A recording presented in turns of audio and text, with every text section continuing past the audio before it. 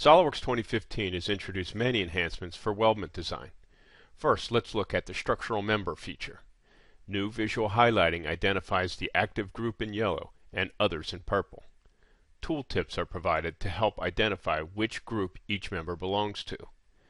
The corner treatment dialog has been redesigned to make it easier to define the order in which members get trimmed.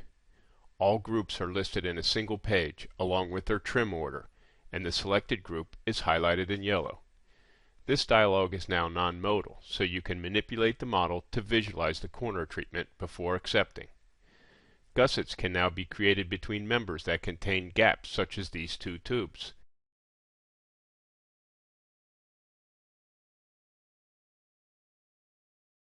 They can also be created between a plate and a member with a radius. Gussets are now supported between cylindrical faces such as these pipes, and between cylindrical and planar faces. For this case, we just need to provide a reference to orient the gusset around the pipe.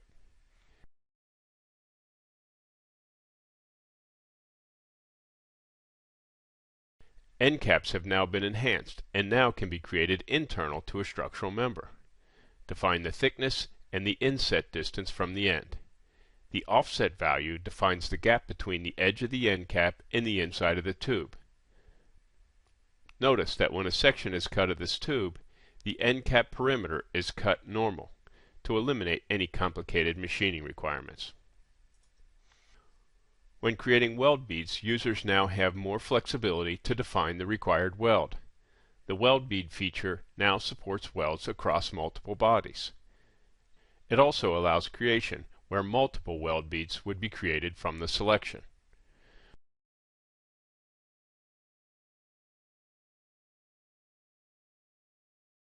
Oftentimes, it's necessary to create welds on a single body, such as in sheet metal design, to close a corner, or to create a seam in a rolled column. These types of single body welds are now supported with SOLIDWORKS 2015. When weld beads need to jump a gap, these can now be created using the Weld Path option and selecting edges. Or, for those particularly nasty welds, even a sketch can be used to define the path. For those models with many weld beads, there's now an option to suspend the rebuilding of welds to increase performance. There's now an option to keep the cut list up to date automatically.